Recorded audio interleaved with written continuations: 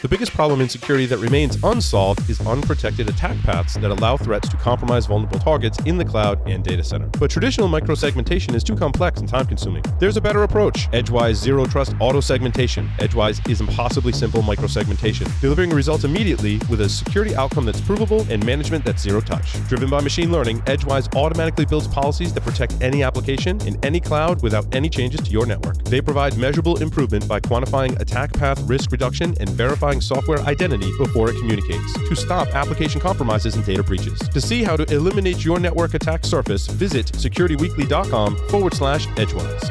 Let the team at Black Hills Information Security test your defenses. With over 10 years of experience in penetration testing, red teaming, and threat hunting, the testers at Black Hills will help you find the holes in your security before the bad guys do. The team at Black Hills cares about educating and sharing their knowledge by creating countless blogs, open source tools, and webcasts for you to learn more about the tradecraft of pen testing and red teaming. Visit securityweekly.com/BHIS to join their mailing list and view the latest blogs and webcasts from Black Hills Information Security.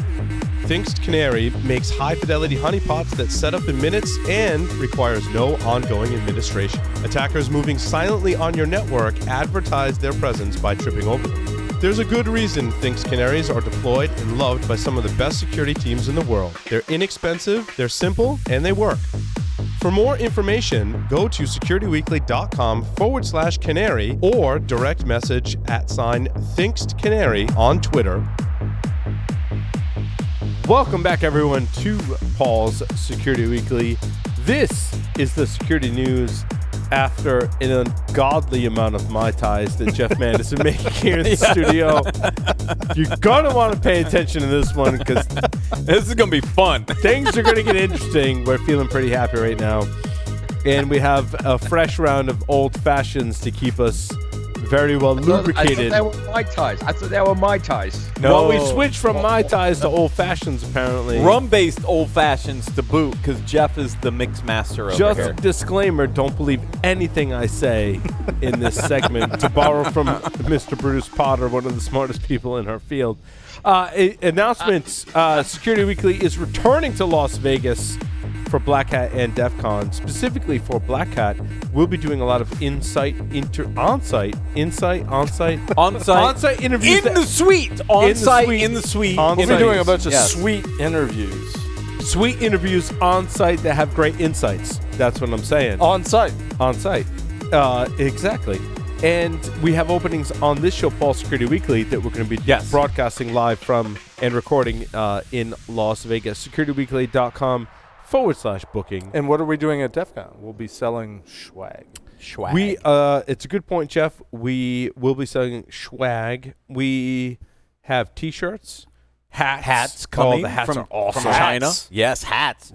Ball caps, Security Weekly branded. And giving And away the USB drives. USB thumb drive. This was a test for me. I know. We're gonna make sure there's really good malware embedded on those. However, one time John Strand said, "I'm gonna make up USB thumb drives and put." I don't even know what he put on them. Some of our segments, some malware, source code. I don't know what he put on them. But people were like, "Oh, they're really cool. I love the thumb," because they were wood. Yeah. There was a magnet to take the cap off, but ours are like bamboo or maple or something, a light wood color, and they mimic what John Strand created years ago that people were like gushing over. So I'm like, let's try it. So what I'm going to do, I'm going to select some Security Weekly content to put on these thumb drives. When people come up to the booth, they're like, "Oh, I haven't Is heard." one of the thumb drives going to have the golden ticket? No. That's a good idea. It's a good idea. I'm an idea guy. Stay tuned on the next episode. We might have more information about that. However, you can come to the booth at DEF CON.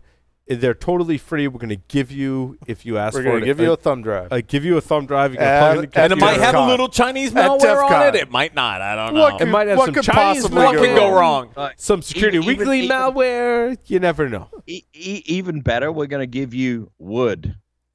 That's right. A wood den. Yes. We're going to give you a woody. Oh, I mean wood. Give you a wood thumb drive with some Security Weekly content, audio, videos that I select will be on there. I'm not going to put malware on it. If the Chinese put malware on it, that it becomes like a game. It's a CTF. And you also find the Chinese malware. You also preceded this segment with "Don't believe a word I say." Right. Yes. Just say it. Yeah. Well, Just say it. You know, it's. And speaking of USB, I've been dying to see what color my USB ports are. I mean, like a lot of are things they in yellow? life- No, they're not yellow. You don't have a it. yellow one. Damn. You just Yeah, get a like new a lot computer, of things Jeff. like a lot of things in life, insert at your own risk. Right. So maybe we need a protective cover. Insert it in your friend's hole.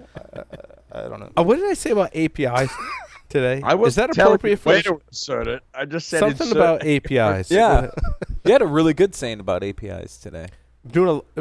We do a lot with APIs. And many of you do a lot with APIs, Yeah, of right? course. And so I was like, API is kind of like a woman that you are sleeping with for the first time. From my perspective, being the male programmer, I'm like, you gotta do a lot of like fiddling and Probing adjusting and and probing to figure out what they like to be really successful. Given it's an API, it could probably work both ways. And it could totally work the other way too. It could work the other way. I think recon is critically important. I mean, to recon, you have to find the right way to approach the API. It's a lot. Then you of got a little probing and prodding to do, and then probing and prodding eventually and you fiddling. get to the right kind of that works. thing, right? It and it works. Right. So That's right. Yes. API That's naked. Yeah. So other announcements. Security. Wow. Security Weekly will be at Hacker Halted in Atlanta, Georgia, October 10th through the 11th. EC Council's offering our listeners a discount, 15% off for their boot camp courses or workshops. SecurityWeekly.com/Hacker Halted. I'm excited, mostly because Matt, you'll be there too, right? Yeah. The three of us and other Security Weekly folks and whoever else will be there affiliated with us go to that super secret place. Yes. Yes. So he's keynoting. Yes. We're going to be at the CISO forum. We're going to be at the main event, and then we can go to the And super I'm secret place. speaking. Oh, you are too? Yeah, that's right. Yeah. Oh, yeah, because I said, so when Jessica Johnson pinged us on this, she's like, because we're going to do And she's a looking couple- forward to joining us at the secret place. Oh, So that's she asked awesome. us on, part of the program we built with EC Council was to do a promo for Hacker Halted, but also bring a speaker on. And so I identified speakers. I'm like, that Jeff Mann and that Paul Asadoorian would be really, really cool to bring on the show. And there you go. Smiley face. That's all. Because It's you're gonna be usually fun. on the show, so. We have stories. We do have stories. Wow. Yeah, we have like 31 stories. And if we Oh, do all Jesus. 31 stories, we're going to be here until like midnight We've never Eastern done time. all of the stories. No, I of can tell course you right not. now, Holy I'm cow. checking out at like If my 9:50. math works out, we have Big drama. 38 stories to go through. 38 38. stories to go through. Let's just start with one of mine since I'm talking. Cisco And you has only know the ones you posted. address flaws in their Cisco data center network manager. Now, that may not seem all that interesting, and I agree. Even when I read it, I'm like, that's not all that interesting until I read it. And they state, the vulnerability is due to improper session management on affected DCNM software. An attacker could exploit this vulnerability by sending a crafted HTTP request to the affected service. You could basically take that previous sentence and cross-reference that with about 8,000 plus, maybe more, 80,000, I don't know, 20,000 plus CVEs, and it would apply, right? That aside, the percentage of those CVEs probably have to do with Cisco software. And again, my point here is like this describes about every vulnerability, not every, most vulnerabilities in Cisco software in the past 10, 15 plus years, 20 years. The development and specifically the QA testing and process is obviously broken. By now, with the resources available to Cisco, I'm going to pick on Cisco a little bit, and I understand Talos team is fantastic. You make pretty good routers and switches. Okay, you make awesome routers and switches, but like in the past 10 years, you've had this similar class of vulnerabilities. Why haven't you, with the resources that are available at Cisco, and again, I'm guilty of this. I have a very small team. It's myself and one part-time developer, and developers that have worked, part-time before that. And Joff. And I ask questions of Joff, and we're piecemealing this thing together. And I understand what full DevOps looks like, QA testing in addition to security testing, and I want to get there. I'm limited by the resources we have available. Well, there's your problem. us. You're doing DevOps and not DevSecOps. True, sure, but with Cisco, I'm not saying you have unlimited resources, but you have a lot more than we do. Exactly, a lot more than we do. Why on God's earth haven't you developed a process? I mean, you've had 10 plus years to do it that identifies these vulnerabilities, not only in the existing software, because believe me, I get that more. Oh, every day you unravel code, you get it. I get that more now than ever before, that not you, but developers have written code that achieves a business objective. And when you go look at that code, it's a lot of work to bring that up to a security specification. Never mind all the other factors, but just security-wise, I totally get that. And I understand to meet business objectives, the project you might be working on now isn't even necessarily related to security, is to achieve more business objectives. I get that. But you've had 10 years with more resources than most companies to and build. More budget and the ability to integrate tools to check for this stuff. The budget to buy tools, to have people full-time or contractors to get all of your software to a particular state that doesn't introduce this kind of vulnerability that has plagued you for more than 10 years. But what's making them do security at any level? It's a great point. I mean, based on our previous conversations today, Jeff, I mean, it's a very good point. Yep. They don't have to. They can still make money, right? Your objective as a business, especially a publicly traded business, is to make money, right? I was about to make a comment on that, and that is to say this. Look, Cisco, your core skill of making great routers and switches is fantastic. Mm-hmm. But the acquisition in vertically in the security industry has been a pattern that has played out over a decade now, where you have acquired but not actually integrated security into the life cycle, and frankly failed. So yeah. Geoff, these are hardware and software devices that arguably not only run the internet, but run many major enterprises, right? Fortune 1000 and beyond.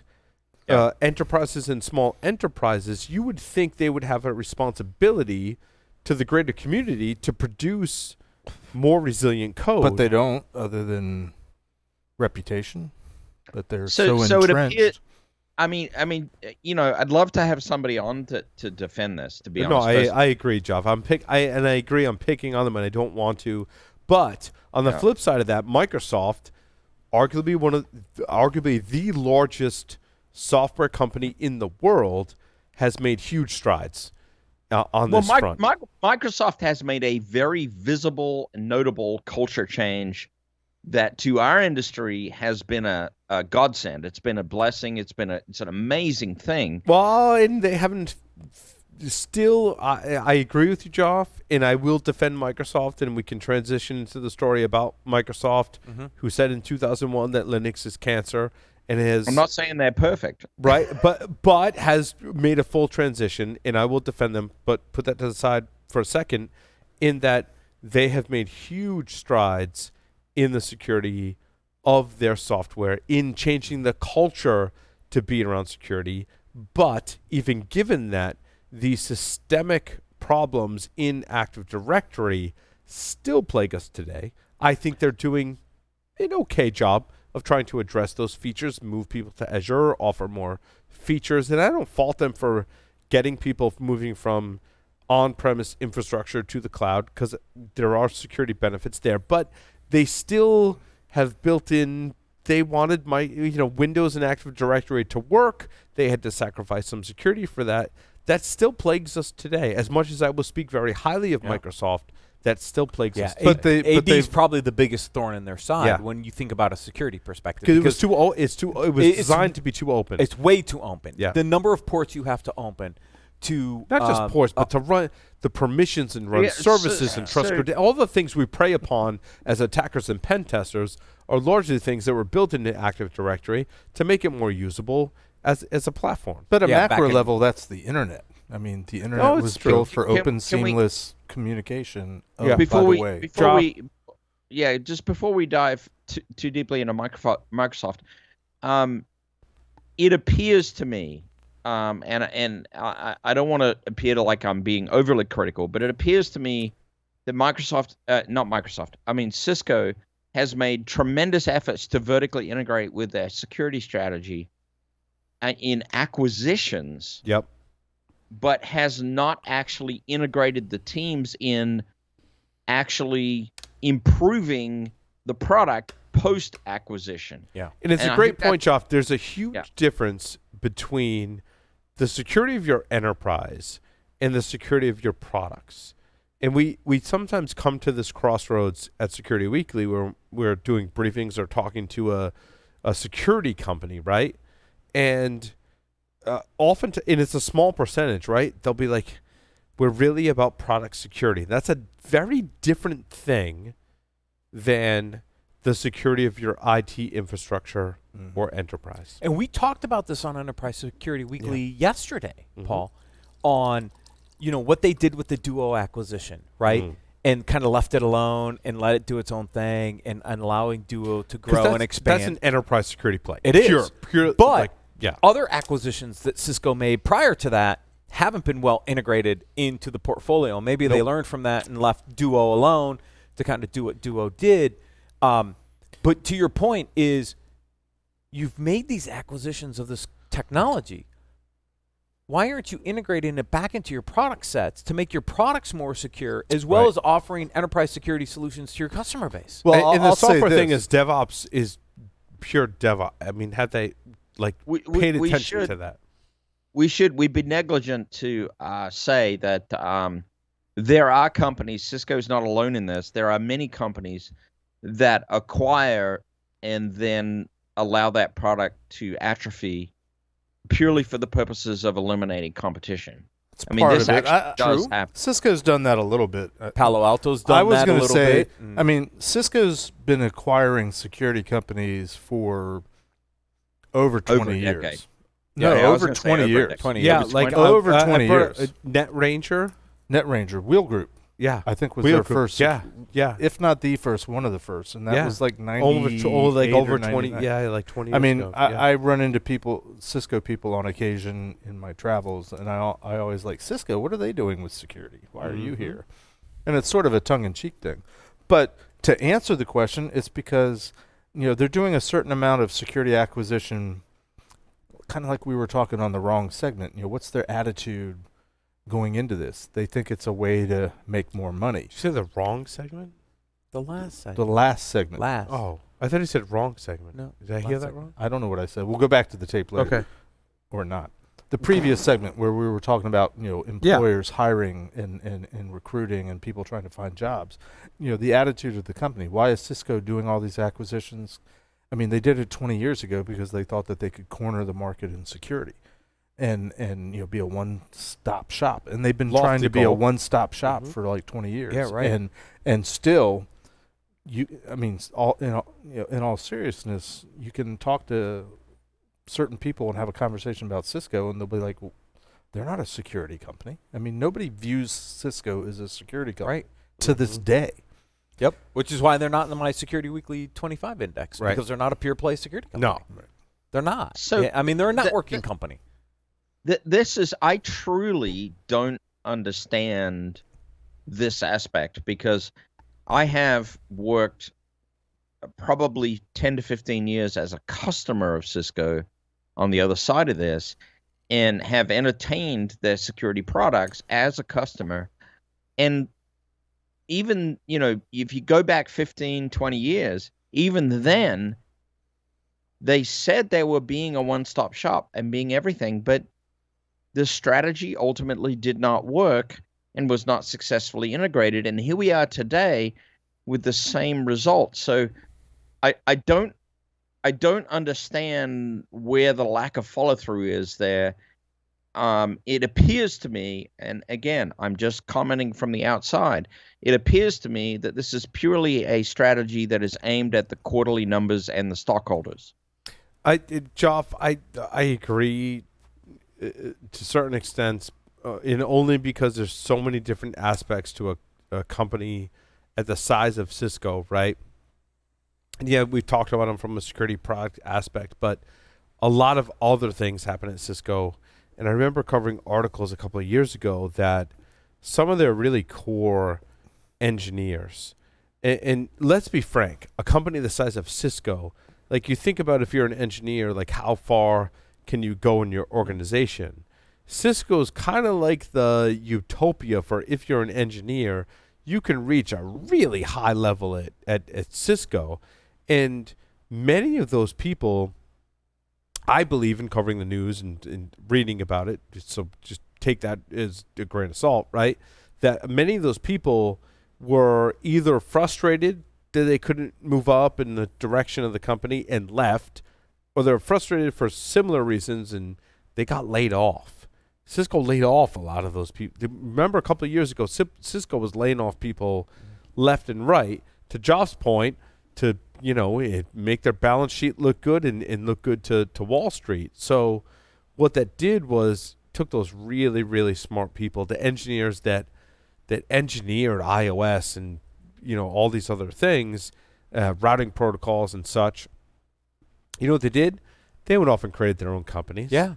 Right? There's a lot of people in the startup community. Most were wild. I would say most, from what I read, were wildly successful. Right, because they took a lot of that knowledge that they were doing at Cisco, got laid off or left, created the next version, more secure. It created a lot of startups out of that environment. Yep. It's a great incubator. So that's not necessarily a bad thing. No, right? it's true. No, it's not. But it doesn't change what Cisco's doing internally to do it better themselves. Right. They're now these people are going out. This was the old EMC model. When I was at RSA, I saw this constantly. You had a bunch of ex-EMC guys go off, create a company, and then EMC would buy them back. Yes. Because they were doing all the innovation that they couldn't do themselves. These people would leave, innovate, create a company, and then EMC would just buy them back and integrate all that technology in, and that's how they were doing their innovation cycles. So there is this really interesting vicious cycle in some of these larger corporations that these guys go out, innovate, and then they get acquired back to innovate the product that they can't do themselves. There's some direct parallels with Cisco there, because I think you are seeing a same kind of cycle play out. But it's an interesting career path, though, to tie into our previous segment, right? You build your career, end up at a company, and then leave, go create your own company, get acquired, and have that company you worked for before buy your company. And what I've learned in this, not just this field, but technology and in other fields, but technology especially, is that the revenue, the capital you take in, you can take a lot in if you have ownership in a company or sell your own company, right? And like Joff said, that's not a bad thing. I worked 20 plus years for Cisco. I moved up to the highest level. Whether I got laid off or left on my own accord is irrelevant. I went and created my own company based on what I learned. I got acquired. To some extent, that benefits everyone, right? Like now you're getting that technology, benefiting as a larger company. You're certainly benefiting as a founder that left and started that company and sold that company, right? To me, that's a pretty cool path. It is. But only if the acquirer actually integrates the capabilities and technology and the security aspects I agree. To the rest of the portfolio, which obviously there's still some lack of that within Cisco. Yeah, they're still having major issues. Yep. Doesn't always happen. There is definitely a trend out there where some of the big behemoths, and Cisco's not alone on this. Oh, no. We'll definitely acquire to eliminate competition. Oh, I agree, and I don't like that. I don't like that. I agree. But now with Microsoft, because though, we like to see people innovate. Microsoft's interesting because I'm going to stand up for Microsoft in this respect, right? In 2001, they said Linux is a cancer, right? In 2019, they're like, hey, we're integrating a full Linux kernel into the Windows operating system. And by the way, we're pushing the Linux community to be more secure and telling you, Microsoft customers, about alerts. My whole thing on this is don't have a negative spin on this. To me, this is This is a great thing for Linux. This is a great thing for us in the technology community.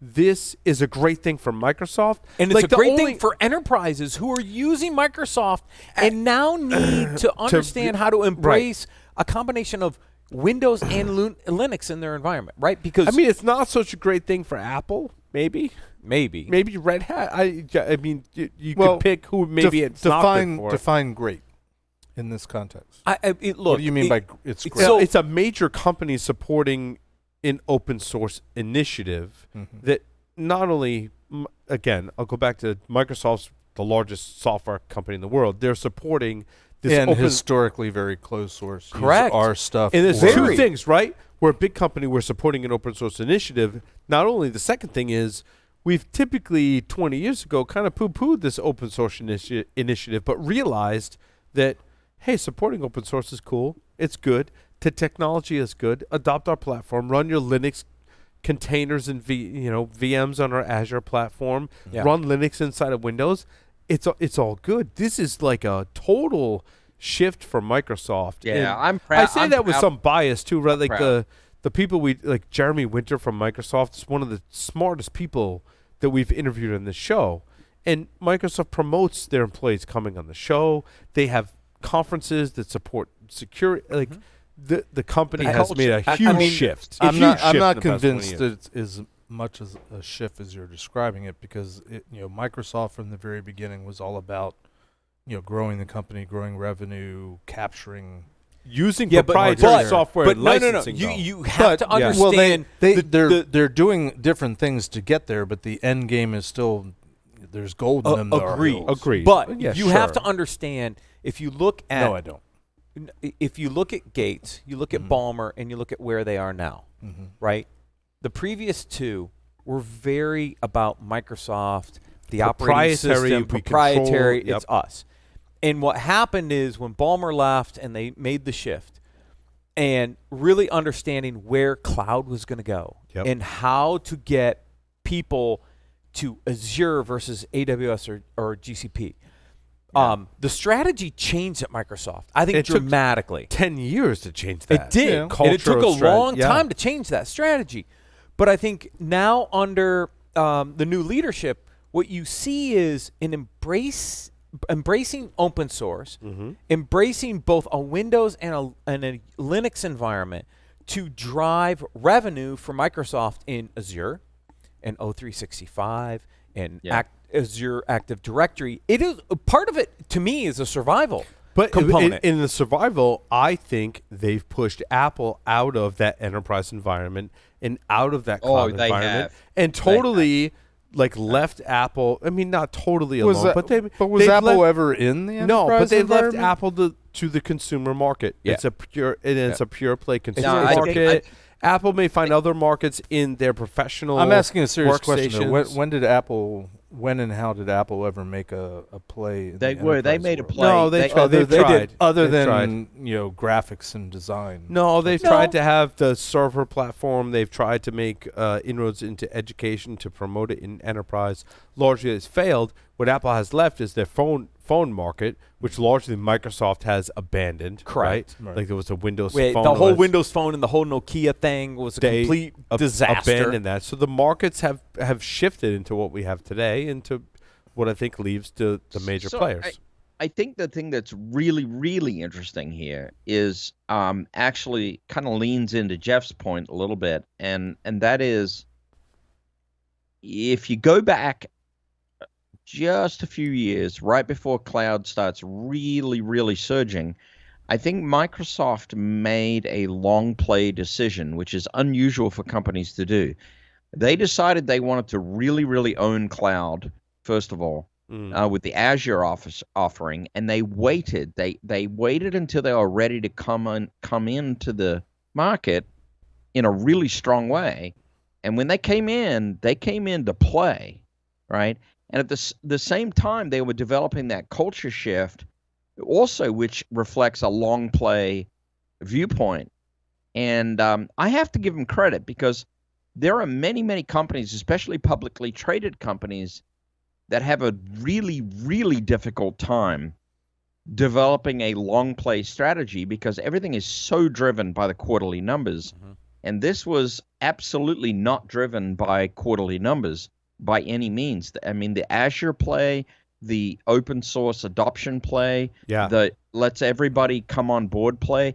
This was a multi-year strategy. Yeah, it was the long game, right? It was the long game. It's the long game to say, look, we sell a Surface laptop and that serves a market, and Surface. And I think that the Surface platform is awesome, right? And I was glad to see them leave the mobile phone market. What they said was, we're going to be a cloud player, and then they said we're going to adopt Linux. And what that did was, the pure play Linux people like myself, we're going to have our Linux laptops, right?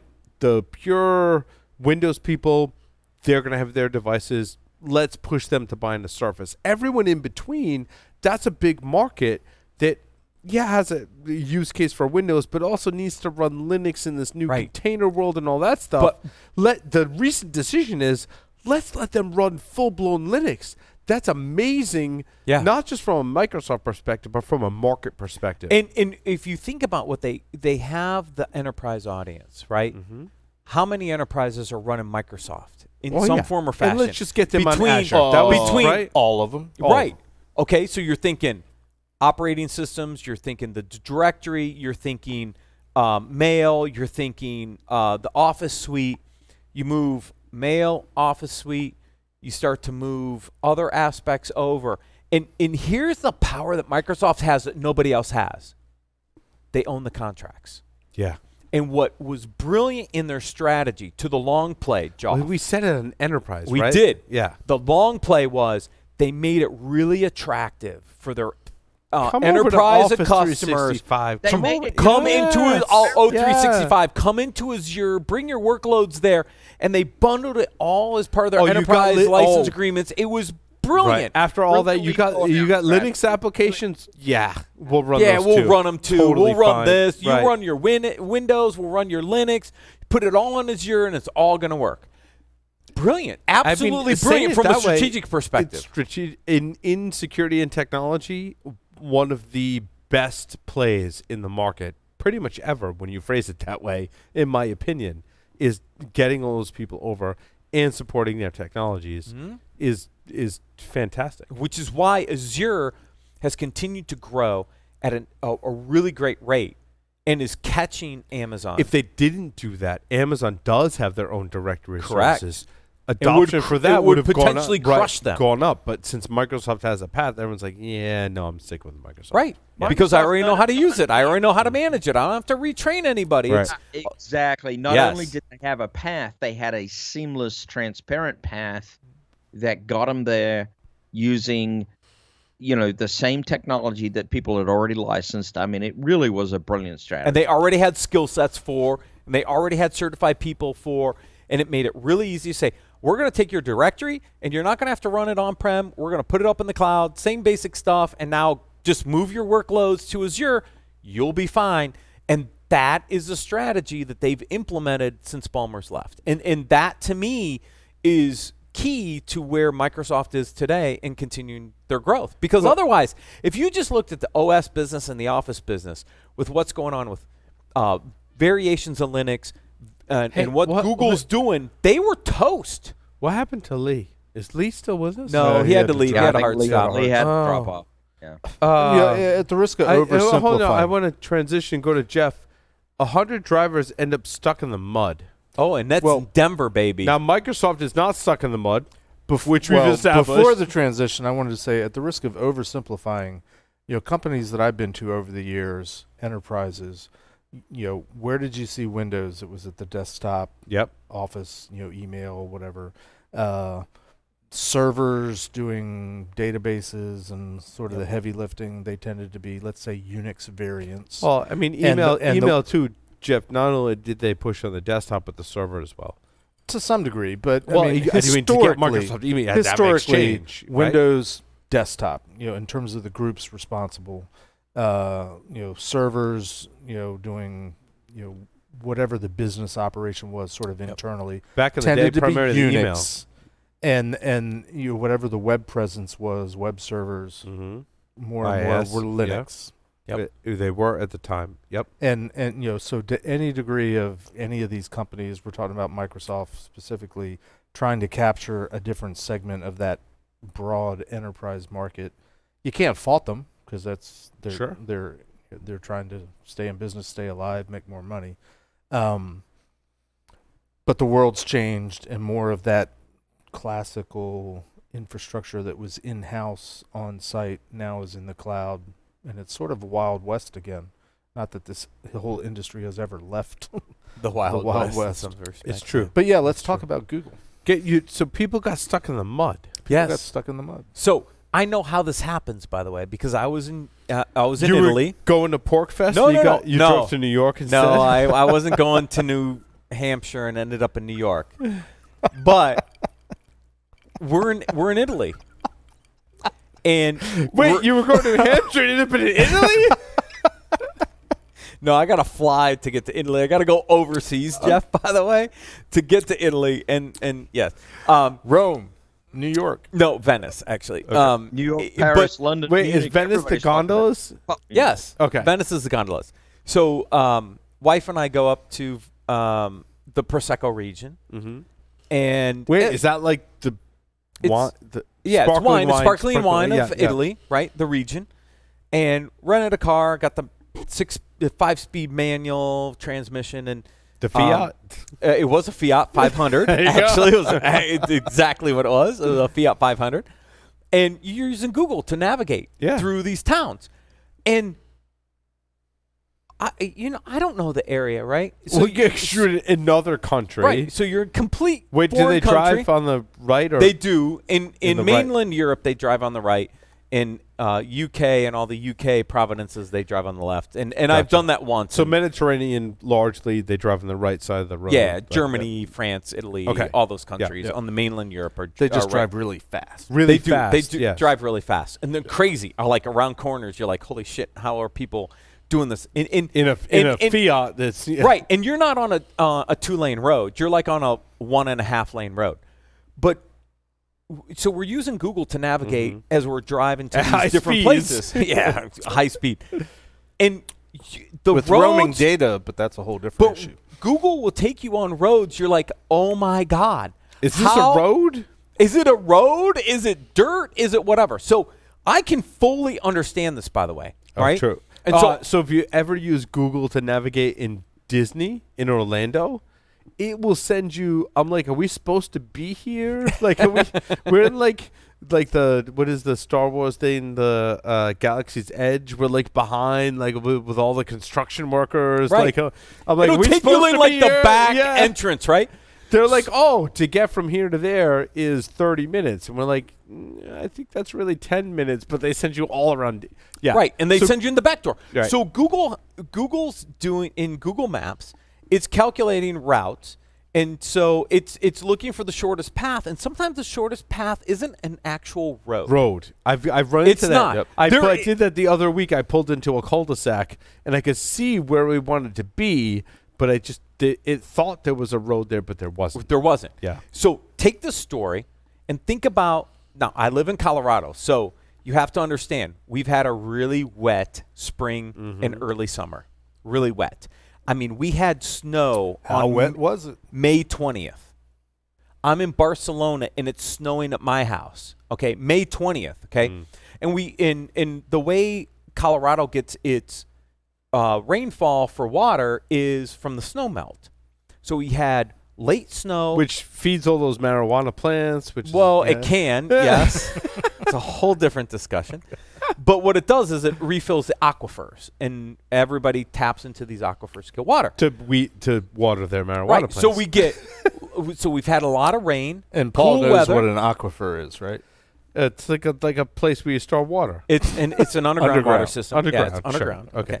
And so you tap into these, and then you have Denver taking snow melt out of Fraser Valley back into the water system. So we had a really wet spring. We had a really wet This relates early to summer. the story. It does. Okay. It does. So There's mud in there somewhere. right. This is why it's muddy.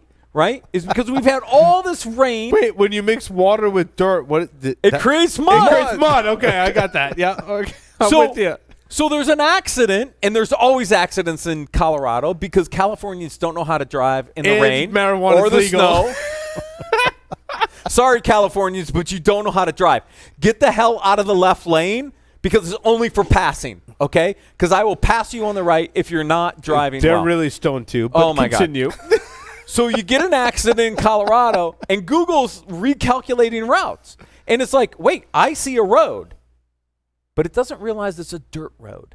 And it's mud. And it's a dirt road with a lot of rain, and it becomes a muddy dirt road. And all of a sudden, you are now redirected because you're trying to avoid the accident, and it's taking you on a road that is not really a road, and it's full of mud. see the And now problem. all the things get A lot of people who are really stoned are driving on really muddy roads. It's an issue. As a curmudgeon, the problem I see is, our reliance on Google Maps says so Yes. rather than like looking up. I really hope. and actually looking at Yes. what's ahead of you. or understanding how else can I get around this thing. Right.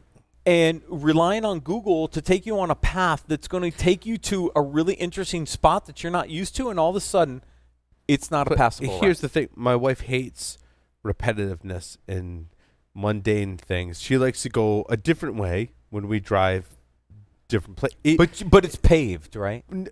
Sometimes. But so, If like, she hates repetitiveness and mundane things, what's Yeah. she doing with you? I don't know. I really don't know. I cannot answer that question. Women care about stability, not necessarily the other manager attributes. I'm of just the- saying. She's In the that manager of the sense, Bureau of She likes Redundancy to Department. not take the fastest route, but a route that she hasn't traveled before. Sure. And my whole thing is, and she yells at me when you use the GPS because I'm like, this is going to take us the fastest route.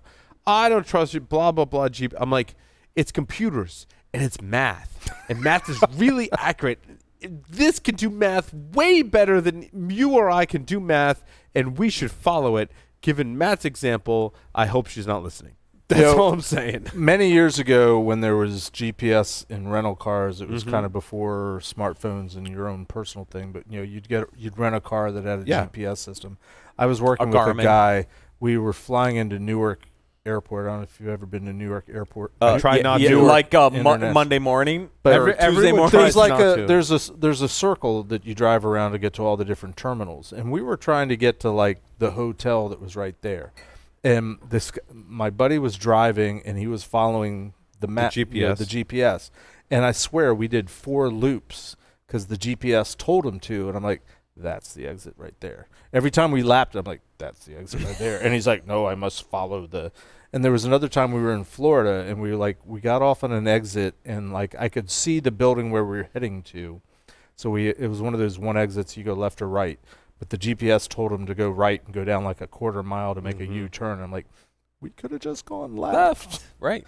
So, The ML engine is not as optimized as we think it is when you're it on is navigation mostly systems. reliable, but it doesn't ultimately replace. Just look around. Went to a conference in San Diego. We rented a car. I upgraded to the convertible.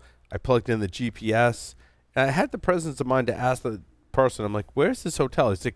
It's like basically you pull out of this parking lot and you drive across the street. So like as the top is coming down, driving across the street to go to the hotel, the GPS is telling me to go all the way around. Well, yeah, like the and to whole- be fair, yeah, the yeah. GPS or the Google Maps, they don't necessarily track you can cut through the parking lots. Yes, to get right, to places. exactly. Right. Which is why it's important to like just look at where you're going. How does this relate to the story that we have? Getting Because- stuck in the mud. Because what Blindly they did following Google is Maps. It has Google Maps absolutely blindly. no relation. Google Maps said, look, there's an accident. Here's a way around it. And it took them on a path that happened to be a really muddy dirt road and got a bunch of cars stuck. This was the funny story I put in for the laughs. Oh, I think what's more does it interesting, relate we mentioned BGP earlier with Don Pizzette. And, Yes. and Verizon had a little bit of an issue with BGP earlier this week. Had you covered it earlier in any of the news segments? No, No. we didn't. So they had a smaller service provider that somehow was able to push out BGP traffic that rerouted all of the internet traffic through this small provider, which Similar to the one we saw a took few out months a bunch. ago. Took out a bunch. Well, caused an issue in terms of traffic with large companies that were using cloud services like Cloudflare, Cloudflare, and AWS. Had you not seen that story? Nope. You should look at. It's my number one story. And I'm like, I mean, that shit happens more times than you think. Oh my God, Joff. You know the story where when I worked at the university, you may have had similar experiences, and it wasn't BGP, but it was RIP. Not even RIP v2, like RIP, like the original one. Oh, fuck. Original Routing RIP. Internet Protocol. And the department's like, we're just going to inject a bunch of routes that routes all of the university's internet traffic through us. And we don't know. through a 56K modem. Yeah, we didn't know that Yeah, really happened. We had like multiple gig connections, and their connection was like 10 megabits a second, right? Because they hadn't been upgraded. Like that stuff happened. And it still happens today. And Joff, you're the foremost expert on this subject. I have been there, but so Jeff's story, it really has relevance here because BGP. Okay, first of all, the network, the network, social network of ISPs on the planet, totally have a trust with each other, and many of them don't even realize it. Right? If the they're neighbors, right? It's like your neighbors in your neighborhood, right? Like your neighbors know you leave this door open, and that comes in handy sometimes because your neighbors can go in your house and check on. Like you trust. It's a trust relationship. It's a trust relationship with your neighbor, and in BGP they literally call it a neighbor. They literally call it a neighbor. Now, having said that, good precautions apply. Yep. You should always use peer authentication. You should always use prefix filtering for longer prefixes. Most people use them beyond /24. We'll filter them out. You should always use AS path length filtering. So there's some basic precautions that you can use with BGP route exchanges to prevent things from happening. But ultimately, it is a trust relationship. And so if your neighbor says, hey, if you want to reach Google, I got the route. Me. I got the route for that. I've got the route. Trust me. Oh, you already trust me. That peer is going to go, okay, well, if you've got the route, then hey, cool. We're going to send all our Google traffic to you.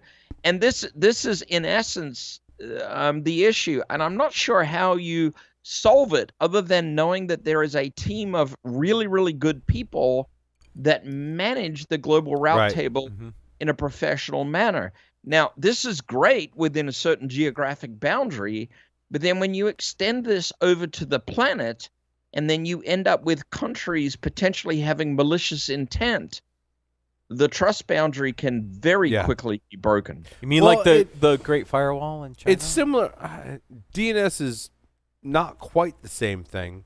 DNS is not as bad. BGP can be hijacked. And DNS is like more fundamental. But DNS is not as bad. Why, Joff? Because there's just more options for routes. No, DNS is not as bad because at least the top level root zones actually designate who's going to manage each one of the actual domains at that level. And so the hijack potential is much less. There's not a trust issue because you have registrars, right? You have central entities.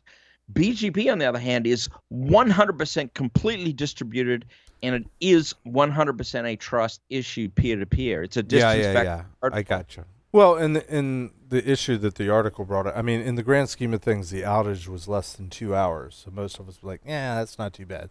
But for the businesses that were affected, that's a lot. That's huge. Yep, and the issue that was raised and why it's a big deal was that it was Verizon that accepted a very small player's, customer service provider, and somehow their what they were broadcasting in BGP was accepted at the same level as a Verizon, AT&T major telecom, major backbone provider. But And shouldn't there be checks in place? Sure, From I Verizon agree. And the people responsible for that are probably mortified, right? Like I If not unemployed. knowing some of the people, right, that run major ISPs, they have a huge responsibility and they totally own that. Like they are making sure the internet runs, right? Like, they are like, I want to make sure this mistake doesn't happen again. We should have prevented that kind of thing. Like,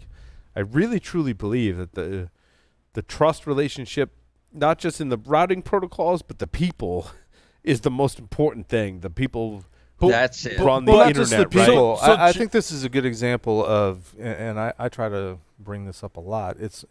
At the end of the day, it was a little technical glitch, but the real root problem is a process. You're saying people, but I'm saying it's a process. It's issue. a process There that was some you trust there in. was some Right. fallacy And there. So, Joff, I guess the question that I have is, are there ways to protect that from happening, Yeah. or are we completely unprotected from aspects of these types of It's issues almost like in the BGP in Well, itself is too trusting. It doesn't matter. we trust so the right- major backbone internet providers to get it right, and I think that's the fundamental issue here. So right now, the first principle that applies is in any routing protocol, whether it's a link state routing protocol or a distance vector protocol, longest prefix match always takes precedence, right? So let's say if Google has, well, I don't want to pick on Google. Pick any institution. Let's say they have a /16, which is a 65,536 IP address block. If somebody else on the internet says, I'm going to advertise routes for this block, but I'm going to cut it into two pieces.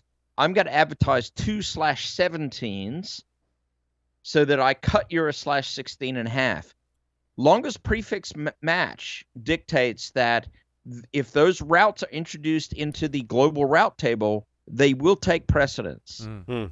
Well, Okay? to restate that, I mean, it's sort of a hierarchy, Yeah. and the higher you are in terms of what address space you own or you're managing, you assume, the people at that Right. level trust. And the issue here was there was a relatively low level, probably class C/24 type of service provider So- that so somehow here's- was able to push it's out like a the reverse rules. hierarchy. If there's a subset of a particular section, right? Mhm. Those subsections could take priority over the Well, overarching one. let me give you the little bit of history. Like part of this is that we are a victim of IPv4 exhaustion, right? Yeah, we want to be what efficient, right, Joff?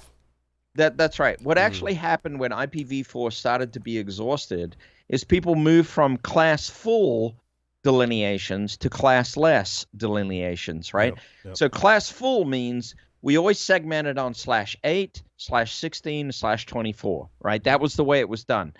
And classless, And that's class A, B, and C, right, Jeff? yeah, class A, Yeah. B, and C. Yep. Classless means that we can actually have, variable prefixes, which means, we can not only accept /16, /24, /8, we can also say, well, maybe there's a /12. We'll accept that into the routing table. Or maybe there's a /22. We'll accept that into the routing table.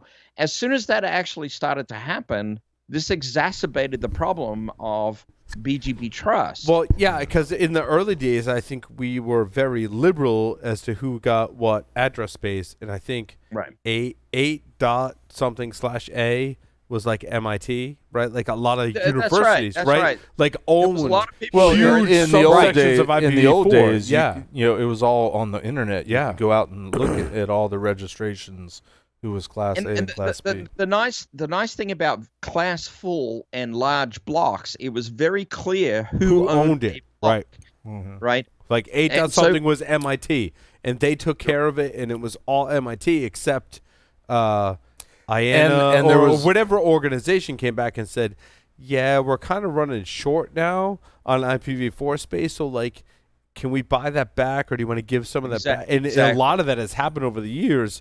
You had to give back some of your IPv4 Well, speed and for the it- greater good. At the So- Class so it A got level worse. in particular, I'm sorry, at the Class A level in particular, there was a lot of reserve space, Yes. government-only type. Yep. I mean, So there's another thing that we need to overlay on this. The other thing we need to overlay is there was regional internet registries, right? So Aaron owned North America. Yep. Ripe owned Europe.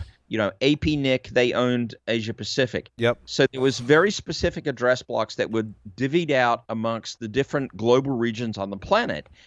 But the problem was, as we exhausted IPv4, these various registries started selling their IP space across geographic boundaries. Yeah. And So so now once it's a that started- crapshoot. Who owns what? Basically. Exactly. Once that started happening, not only did we have a delineation of classful boundaries that broke down, we had a delineation of geographic subdivisions that broke down as well. So now the trust issue became an endemic issue where the operators had to actually totally trust what was being advertised because they really didn't have a choice. Geographic boundaries didn't matter anymore. The classful boundaries didn't matter anymore. Okay, so what's the net result of this? The net result is IPv6 reintroduced enough address space so that we could go back to classful boundaries and we could get order back into the system, and so that the operators can actually understand that these various blocks belong to the appropriate regions. And so the ultimate answer is we have to make the shift to V6. Which to we actually haven't not done. only- we right? haven't done it. But but not only can V6 we- has been around for 20-some years, right? I agree, but there's a lot of impetus here. Not only can we fix the exhaustion problem, we can actually address the security problem at the same time. We really, really need to do this. This is But not a joke So, anymore. what we're really- Joff, what you're saying is we really need to get away from IPv4, and we got to figure out how to get away from it. Move to IPv6, allow us to put some of the security controls and trust controls back in place in order for us to solve aspects of some of these issues that are in the market. But that means somebody has to say, look, IP4 is dead. And boy, I think that's a really hard thing. Well, We've been to say. talking about that for almost 20 years. I mean, Yes. it's a 20-year-old problem. My question is, and this is for everybody, When does it reach critical mass? That's the question. how much IPv4 address space, address blocks, does the typical enterprise need to have these days? I mean, what do you really need in terms Yeah. of internet routable it's addresses? interesting. I haven't thought about this.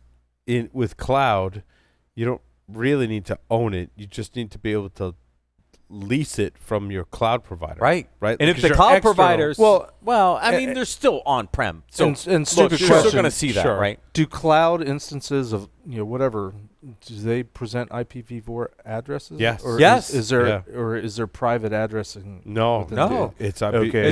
It's still V4, right? Thus is a problem. Okay. right. But and even so for can somebody infrastructure? deprecate V4 Yes. and say, look, you Yes. have to all go to V6? Okay. That's a bigger issue, right? Because we're Look, so used to V4 addresses. Look, the problem is just this. Forklift upgrades never go down well with anybody, and yet in the design of this thing, there was really no choice. We had a 32-bit limit. It was Yep. not sufficient. We had to have a protocol design that involved a forklift upgrade. That is the issue. V4 exhaustion, here's the real problem here from a North American perspective. V4 exhaustion is not actually a problem in North America for most organizations because we own most of it. Yeah. Okay? V4 exhaustion outside of North America is a massive problem. We Okay. just need to build a wall. A firewall. Can we have a big North American firewall and offset the China firewall?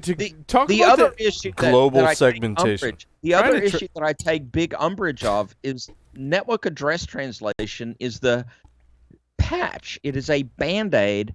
It is a necessary Band-Aid, but it's the worst thing we ever did to the protocol.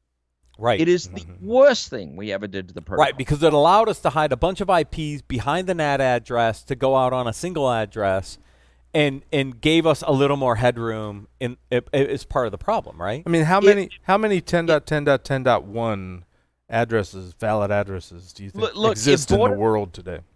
It bought us time, and it bought us obscurity, but it definitely did not buy us security.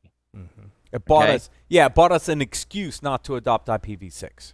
Yeah, pretty much. It Right. bought us an excuse because we were. It was an address conservation technology, Yeah. and fantastic. It did the job. But I mean, Marcus Random and everybody else. It's not Marcus's fault, but everybody else that was involved. Good job at giving us a great patch. But we need to get off our butts and move on and get into V6. We really do. Speaking of getting off our butts and moving on, I wanted to talk about the trust. Yeah, we're only issue. 3 stories in. We got 28 plus We got to like go. 2 more Thanks, stories. Thanks for letting me be on the soapbox. No, it was Sure. great. That was a great discussion because I think most people don't understand why IPv6 and IPv4 and the issues associated with that. I think that was great. I didn't envision it going there, but the fake French minister in the silicone mask has stolen millions. Yeah, so why doesn't he even need a silicone mask? There's technologies that he could have completely replicated Yeah, there's this like online. fake deep fakes. Yeah, there's deep fakes now. I mean, this is like old school, right? He puts on a mask and he portrays somebody. I'm like, hell, he could have done this with a deep fake video and still done the same thing. Apparently, the silicone mask for 2 years in late 2015 did well. They impersonated France's defense minister, Jean-Yves Le Drian. I Your butchered- French is It's horrible. French. horrible. How do you say YVES in French? Eves. Yeah, Eve. Jean-Yves. No, Thank the you. S is silent. It's Eve. Jean-Yves Le Yves. Drian. Thank you. Jean-Yves very Le much, Drian. guys. So the hustled required targets to believe they were being contracted by the minister, then requested financial help to pay ransoms for journalists being held hostage by Islamists in the Middle East. I mean, the whole scam, my whole thing is, This is social engineering like 101. This is low tech defense deepfakes. Oh my against God. social engineering comes from questioning trust and questioning what people tell you. It could be a telemarketer that's calling your phone. It could be an email phishing scam. It could be someone coming to your door. It could be a video, people pledging for money. If you have very clear-cut protocols and procedures, you can defend against this very easily. In that if someone's asking for money, you validate that before you pay out any money. If someone's coming to your door, you refuse them unless they're police and they have a warrant, right? Like if you don't know the person and they're not the police with a warrant, why on God's green earth would you even talk to that person? Because it could be a scam, right? And I'm not Almost all of them are scams. That's the problem. But I don't want to try and Ira Winkler turned me onto this, right?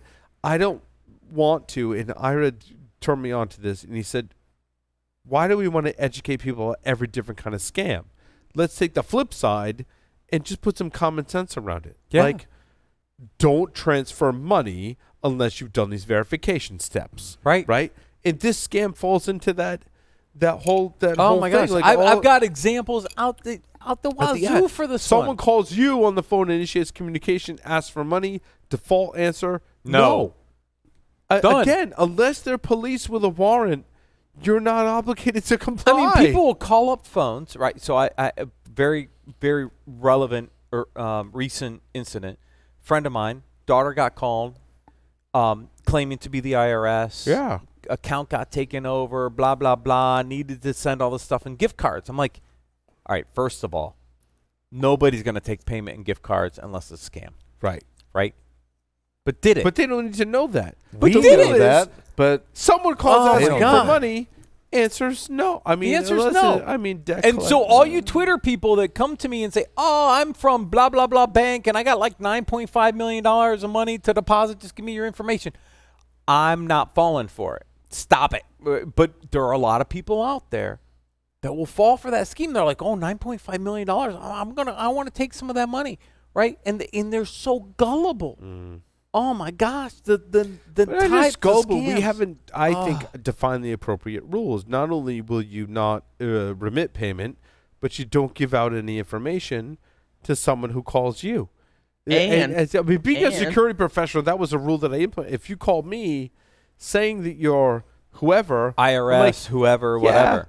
They're you know going to what? contact you via mail if it's I'm valid. hanging up Look, now, and if it's really important, I may decide to like call you. But like you know, But what? we live in a world where people don't you're understand so technology. polite. You're so polite. I got 2 of these calls today, right? And not only did I press 1 to speak to the representative because I'm just that way. yeah, right. When I got the representative, I told him to fuck off in no uncertain terms. It was that way, right? I was like, don't call me and F off. Done. But we're not the typical Right, yeah. public. And, We're a little and more educated. We're living than- in a world where, if we talk about something, all of a sudden we're getting targeted ads. Well, I tell 'em to but F people off, don't too. know any better, and They people don't know any better. People that don't understand the technology, but they've been indoctrinated into, I want to buy a plunger for my toilet, and all of a sudden I'm getting ads on my whatever email site I'm going to, or Facebook or whatever. Oh, look, there's an ad for a toilet plunger. They're I mean, it's a Yeah, but conditioning that's thing. sure, but that's a different thing from someone initiating communication with you. In Right. terms of their I'm saying calling- if you don't understand how the technology works and No, that it's it's true. all there, it's a natural extension. Somebody Yep. calls me, it's got to be legitimate. I mean, how They many must of you know guys something. have got the Social Security Administration call? Like, do they ever actually call you? No, First of they don't. Right. None of the federal agencies They don't will even call. have telephones. They will all, email. They I do had not. the They will job- send you a mail in the physical mail. I had someone come to my house physically multiple times until such time that I had done the research. Like they said they were kind of involved with the U.S. Census, went to the U.S. Census website and said like basically searched around for like when should people come to my home? Should I be concerned about this? And they said, look, if the U.S. government as part of the U.S. Census comes to your home, they should present an identification. Right. And then you can send them away. You can take their identification. You can go to this part of our website and verify if that particular person is in fact part of the U.S. Census, and verify with some of your other information, which is not necessarily like your address, like if you've been selected for Right. the U.S. Census. Like that's the only time we will send Yeah. people to your home, and it is But- a possibility. So this person that comes to my home goes, oh, I can't tell you who I am. And I told my Yeah, wife, okay, who was at the bullshit, home at the Peter. time, I'm like, call the police, immediately send that person away. If they don't go away, call the police. That is not how it works. And I was home. This person came to the house. I said, you need to leave immediately. I'm not interested in, I'm a security professional in computer security, by the way. So like you picked the wrong person. And if you are supposed to be here, you're supposed to give me your credentials. And she was like, oh, I'm so sorry. I'm leaving now. And Now- she left. exactly. Now, Right? and she left. Because who knows who she was right. part of, right? But Like, from who a census knows? perspective, to your part, based on SCOTUS' decision today, that we may or may not have a census in 2020, right? Because you do it every 10 years. Yeah. But SCOTUS decided to punt on a certain requirement in the census, the citizenship That's question. just fuck- Yeah. And so now there's been a request to delay the census until that gets resolved. So we may or may not have a census in 2020. But look, censuses happen every 10 years, right? So nobody should be showing up at your doorstep I I in, think in plural between. is But sensai. Just to say. Oh, But yeah, sensei. there are Sensei. multiple. But there are. So I was actually reading about this because this person was kind Thanks, of annoyed Joff. until I got to the door Sensei. and confronted her and said, "I am calling the police until you can prove that you're here for some other legitimate reason. From what I can find, unless you're part of the U.S. Census thing, that I can validate through their like website and like verify their certificate as best to my ability and verify that that's the site and you are the person. Yeah. I'm not going to talk to you." And she went away. She's like, "Oh, that's all you need to say," and now I need to leave. Like conducting a census is going to be very difficult, but Again, I mean, we're verify before you trust. But we're is in really the know. rule. How do we get that message out to Exactly. the general? It's hard. general It's hard. public? That's why It's you why still I see want- this stuff work But all it's why over I'm the glad place. we're talking about it here, right? This I mean, for those of us that are listening who are security professionals, largely we know this, right? Our mission is to disseminate that to our friends and family, to tell them. So everybody If someone listening, shows up at your everybody door- listening to this episode, make your grandmother listen to this Like, tell episode. at least one or two of your Exactly. friends or family about this, right? And say if someone shows up to your door, calls you on the phone, and requests information, you were not obligated by law, again, unless they're like law enforcement And with they've a got- warrant. they've got a warrant. That's different. That's different. You're But screwed under a warrant. not law enforcement without a warrant showing up to your door. Someone posing as law enforcement hey. is also an issue too, right? But verify and then trust. Hey guys, I hate to be a curmudgeon, but we are going on 4 hours. Oh my Holy God, crap. dude! Holy cow. We got 7 minutes left. According to my clock, Joff. Oh my God, we have so many. going Other, on- I had a lot of other. Oh my God, stories. how hackers infiltrate open source projects. I could go off on a rail on this one.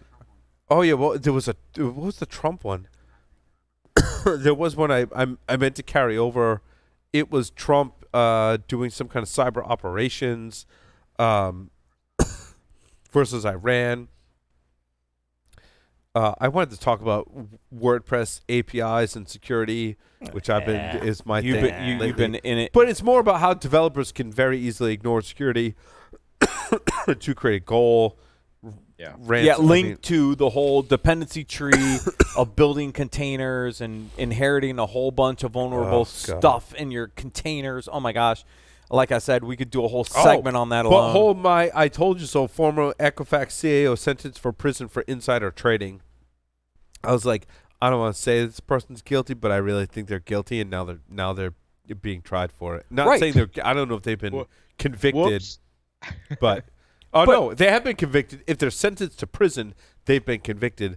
Vindication. It's usually how it works. Right. Usually how that works. Right. You knew there was a breach.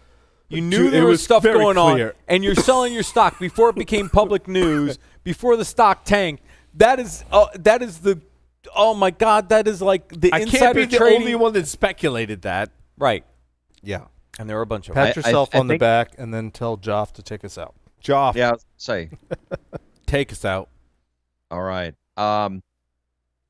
Thanks for being here for this epic episode of Security Weekly, and over and out.